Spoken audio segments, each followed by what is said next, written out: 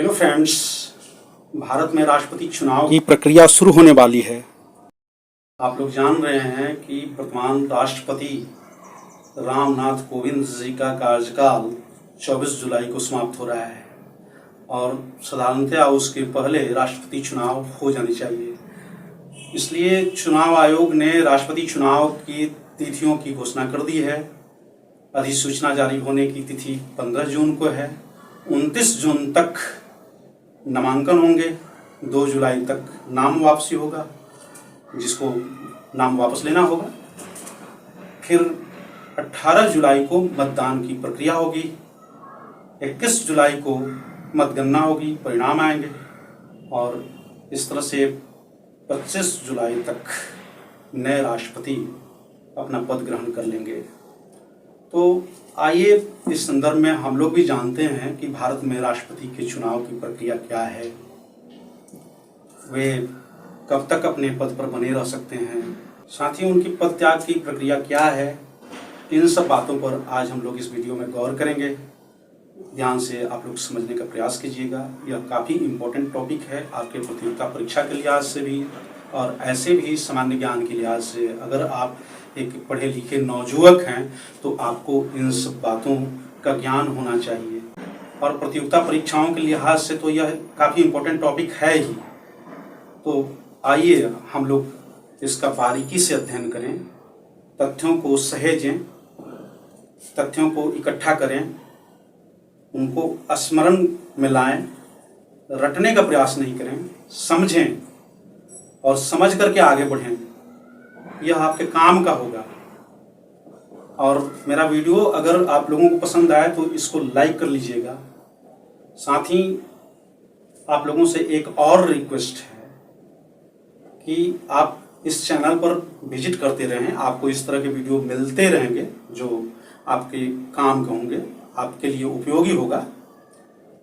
साथ ही चैनल को सब्सक्राइब भी कर लीजिएगा, आप लोगों को सहूलियत भी होगी। Thank you. आप लोग इस वीडियो को देखें, समझें, परखें। भारत में राष्ट्रपति के निर्वाचन के लिए 15 जून को अधिसूचना जारी हो जाएगी।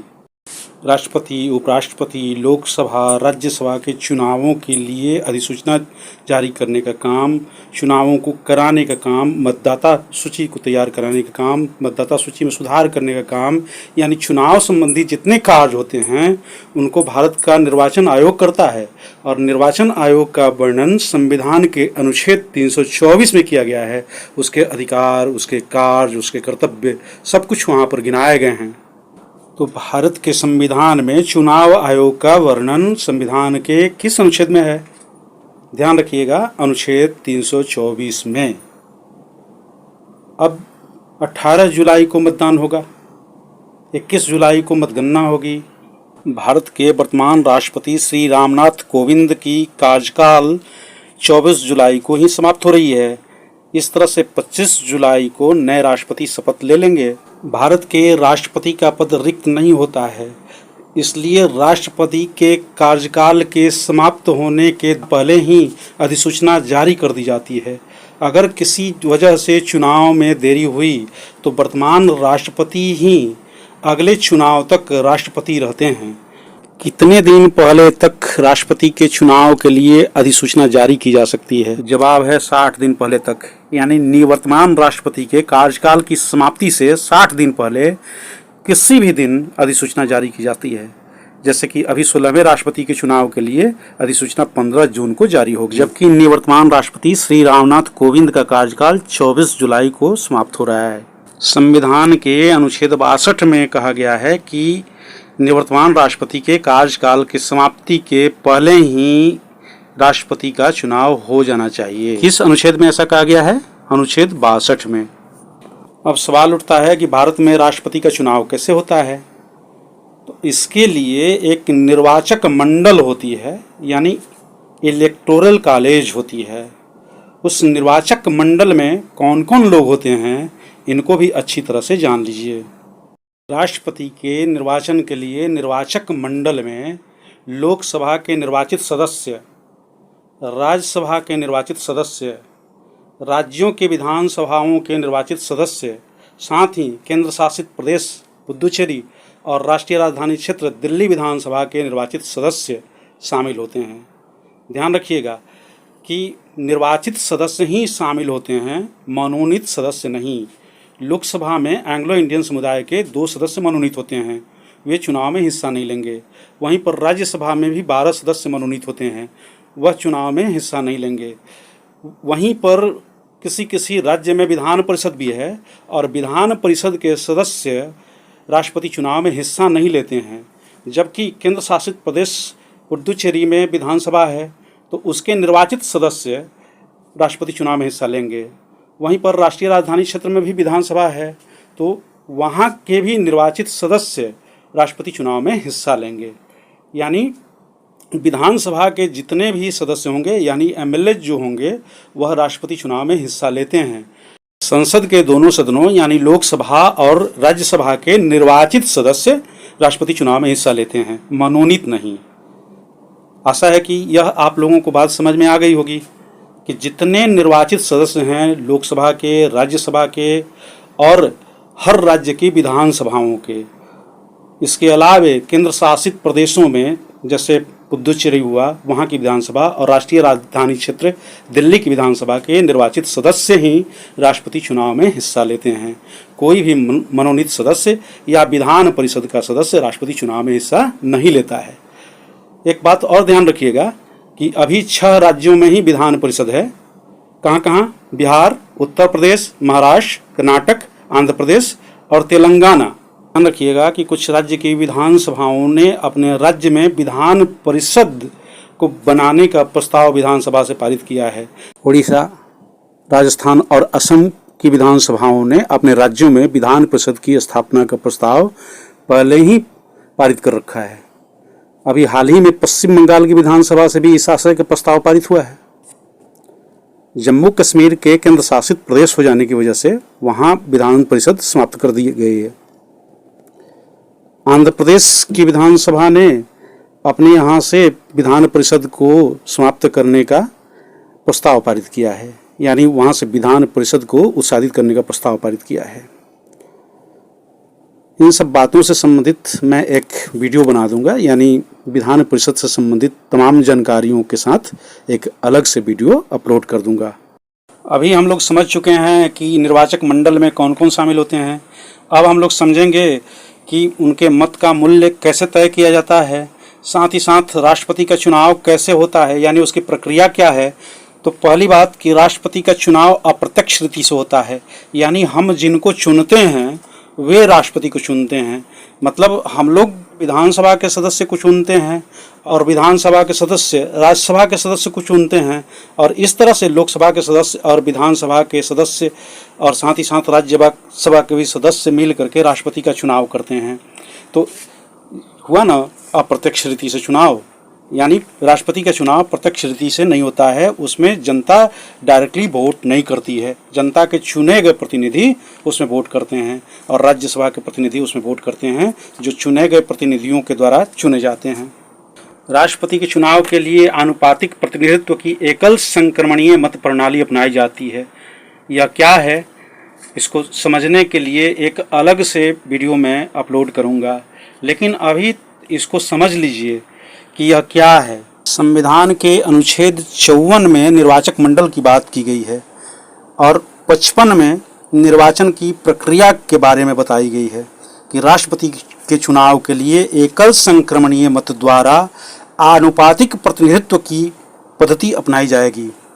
और इस पद्धति से चुनाव होने का एक फायदा यह होगा कि निर्वाचित उम्मीदवार आनुपातिक रूप से सबसे अधिक लोगों का प्रतिनिधित्व करेगा।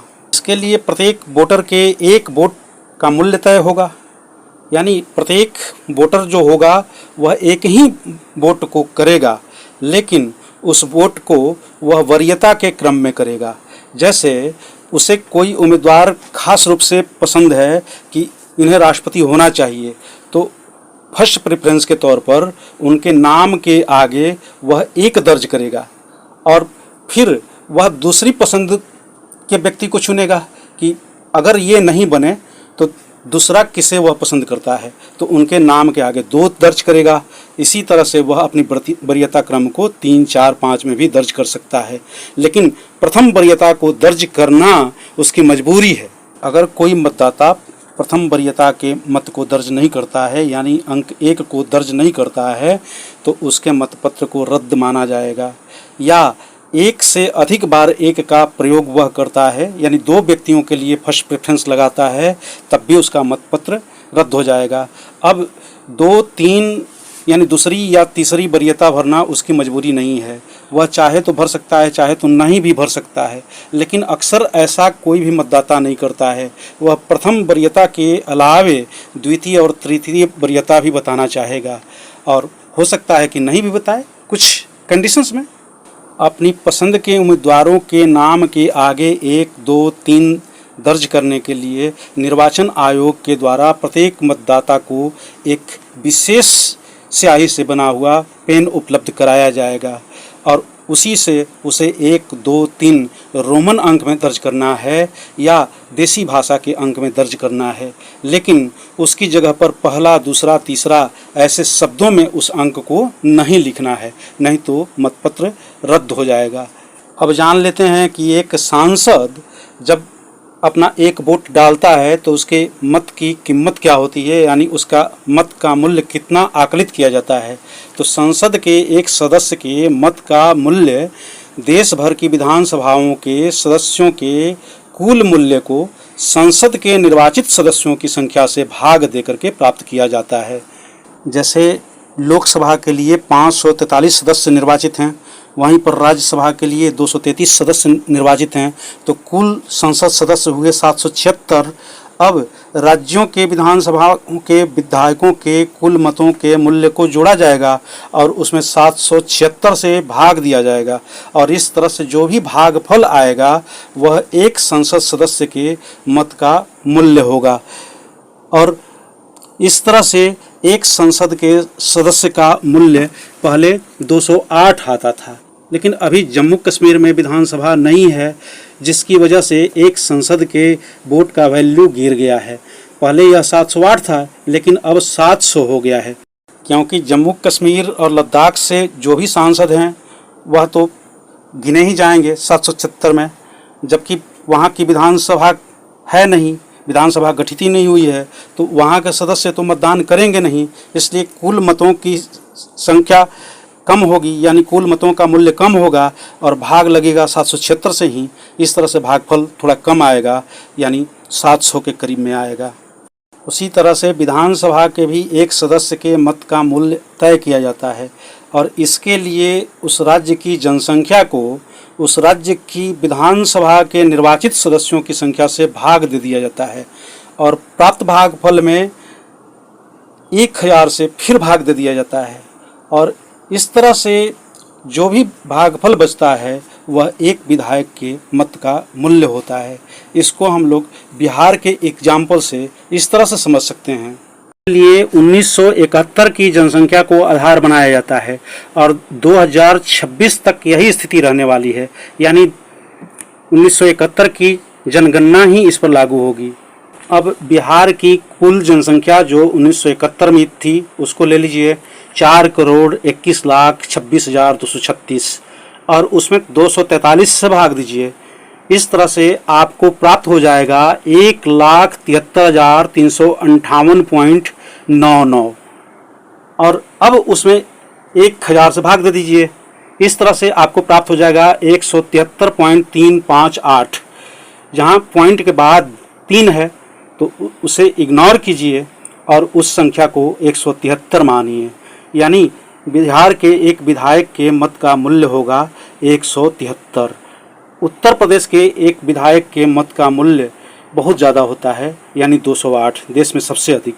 वहीं पर सिक्किम के एक विधायक के मत का मूल्य सबसे कम होता है, क्योंकि वहाँ की जनसंख्या काफ़ी कम है और वहाँ के एक विधायक के मत का मूल्य होता है 7। इस तरह से विधायक के मतों के मूल्य को काउंट कर लिया जाता है कि राष्ट्रपति चुनाव में अगर एक विधायक वोट करेगा तो उसके मत की कीमत कितनी होगी।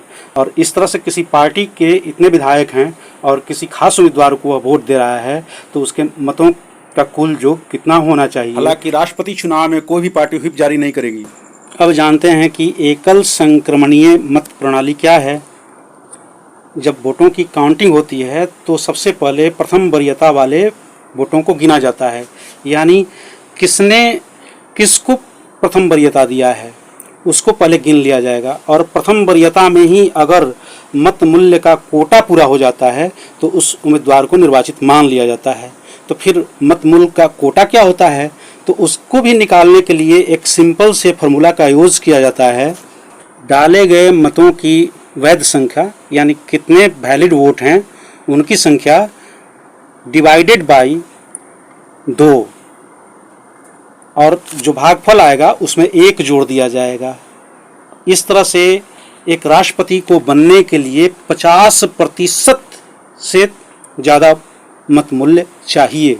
अगर प्रथम वरीयता वाले वोटों की गिनती में किसी उम्मीदवार को सबसे ज़्यादा मत तो प्राप्त हो गया, लेकिन अभी भी उसे 50% मत नहीं मिला हुआ है, तो ऐसी स्थिति में सबसे कम मत पाने वाले उम्मीदवार के मतपत्र को चुन लिया जाता है और उसके मतपत्र को रद्द समझा जाता है और उसमें द्वितीय वरीयता वाले मत को चुना जाता है कि किस उम्मीदवार को द्वितीय वरीयता का मत मिला हुआ है।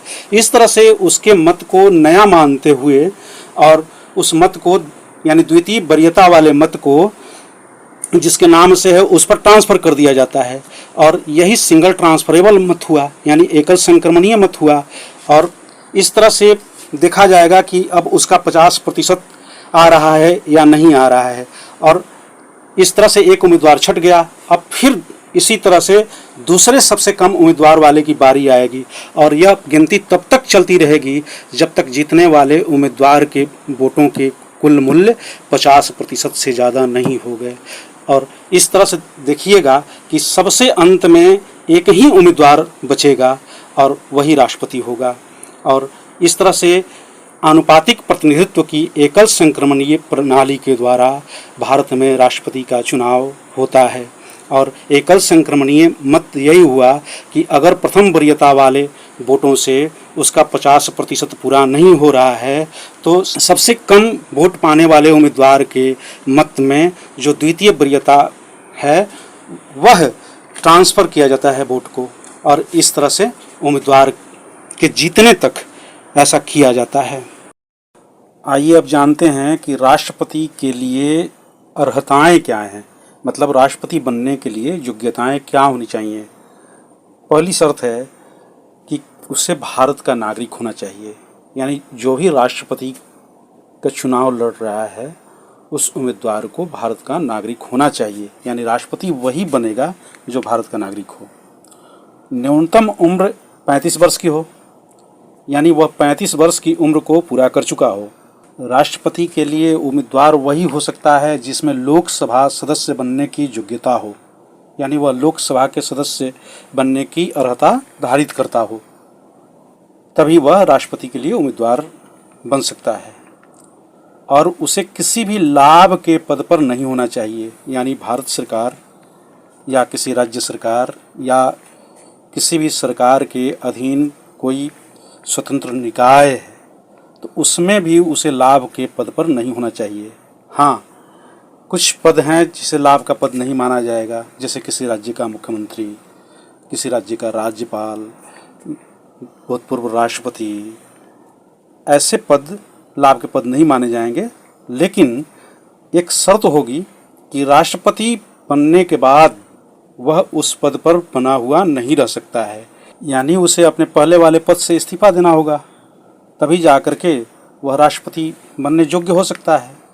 राष्ट्रपति के चुनाव में नामांकन के लिए कम से कम 50 प्रस्तावक और 50 अनुमोदक होने चाहिए, यानी निर्वाचक मंडल में से 50 सदस्य उस उम्मीदवार के प्रस्तावक हों और 50 दूसरे सदस्य उसके अनुमोदक हों, और कोई भी एक व्यक्ति किसी एक व्यक्ति का ही प्रस्तावक बनेगा या अनुमोदक बनेगा, यानी कोई भी व्यक्ति सिर्फ एक व्यक्ति का ही प्रस्ताव कर सकता है या अनुमोदन कर सकता है।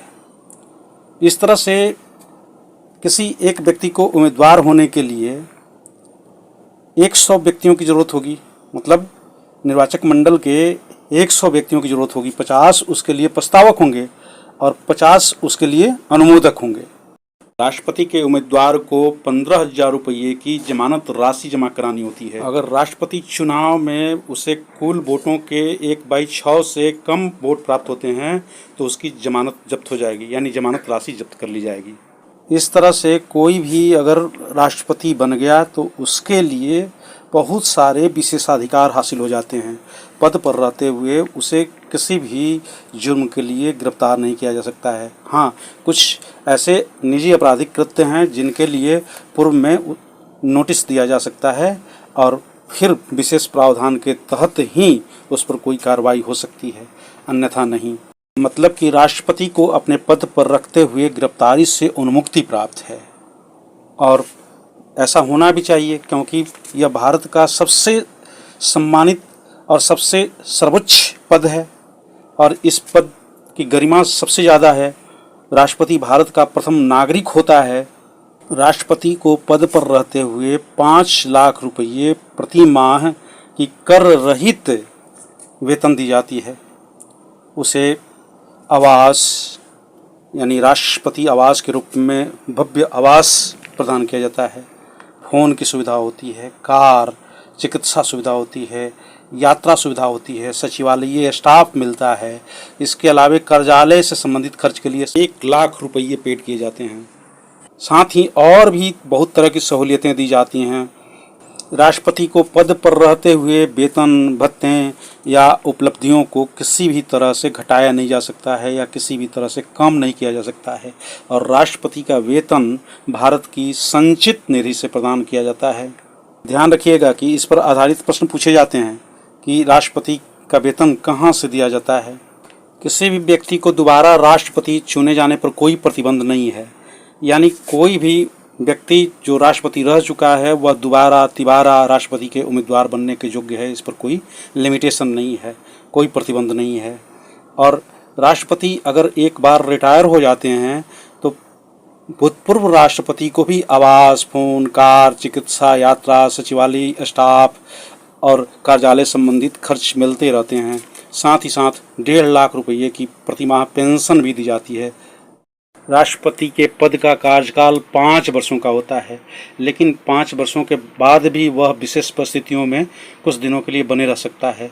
साथ ही साथ कुछ अन्य परिस्थितियों में वह 5 वर्ष के पूर्व भी हट सकता है। ऐसी 5 परिस्थितियां हैं जब राष्ट्रपति अपना पद त्याग कर सकता है। पहला है कि 5 वर्ष का कार्यकाल समाप्त हो चुका है, तब वह अपने पद पर नहीं बने रहेगा। दूसरा है कि 5 वर्ष के कार्यकाल पूरा होने के पहले ही किसी वजह से राष्ट्रपति ने त्यागपत्र दे दिया। तो राष्ट्रपति किसको त्यागपत्र देते हैं? तो वह उपराष्ट्रपति को संबोधित पत्र के माध्यम से इस्तीफा दे सकते हैं, यानी राष्ट्रपति को वह अपना इस्तीफा सौंपते हैं। साथ ही साथ लोकसभा अध्यक्ष को भी उनके इस्तीफे की जानकारी दे दी जाती है। ध्यान रखिएगा कि इस पर आधारित प्रश्न पूछे गए हैं कि राष्ट्रपति अपना इस्तीफा किसे सौंपता है। इसका जवाब है उपराष्ट्रपति को। पद पर रहते हुए ही राष्ट्रपति की अगर मृत्यु हो जाए तब भी राष्ट्रपति का पद रिक्त हो जाता है। ऐसी स्थिति में तत्काल उपराष्ट्रपति राष्ट्रपति के पद का निर्वहन करते हैं और अगर उपराष्ट्रपति भी उपलब्ध नहीं हो तब ऐसी स्थिति में देश के सर्वोच्च न्यायालय के मुख्य न्यायाधीश राष्ट्रपति का कार्यभार ग्रहण करते हैं, यानी वह कार्यवाहक राष्ट्रपति के तौर पर काम करते हैं और उन्हें वही पेंशन, भत्ते और सुविधाएं मिलती हैं जो राष्ट्रपति को मिलती हैं। इस तरह से राष्ट्रपति के रूप में उनका किया गया कार्य राष्ट्रपति का कार्य ही माना जाता है। अगर देश के सर्वोच्च न्यायालय का मुख्य न्यायाधीश का भी पद रिक्त हो तब ऐसी स्थिति में राष्ट्रपति के पद का निर्वहन कौन करेगा? तो ऐसी स्थिति में सर्वोच्च न्यायालय के जो वरिष्ठतम न्यायाधीश हैं वह राष्ट्रपति के पद का निर्वहन करेंगे, यानी कार्यवाहक राष्ट्रपति के रूप में वह कार्य करेंगे।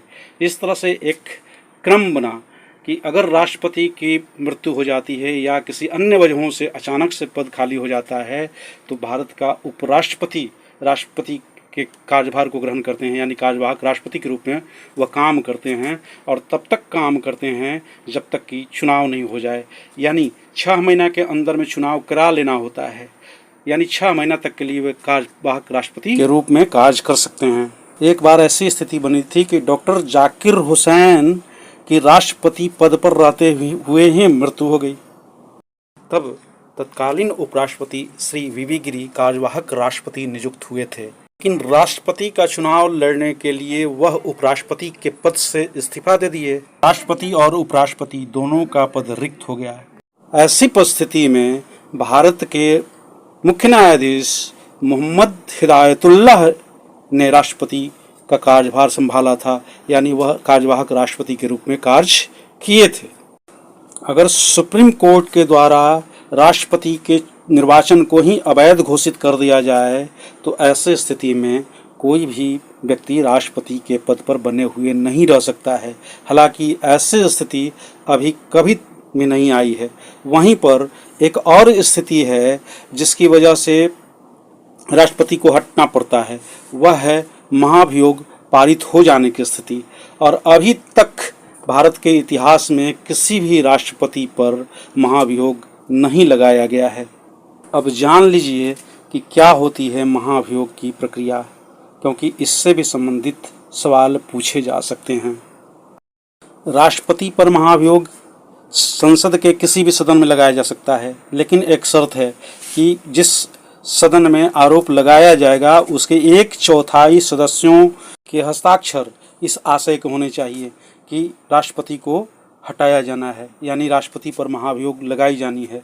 इसके पूर्व 14 दिन का नोटिस राष्ट्रपति को दिया जाता है और महाभियोग का प्रस्ताव पर मतदान होती है और 2/3 बहुमत से अगर प्रस्ताव पारित हो गया तब वह दूसरे सदन को भेजा जाएगा और दूसरी सदन उसकी जांच कराएगी, यानी उसमें राष्ट्रपति को भी छूट होगी कि वह अपना मत रखें या अपना मत रखवाएं।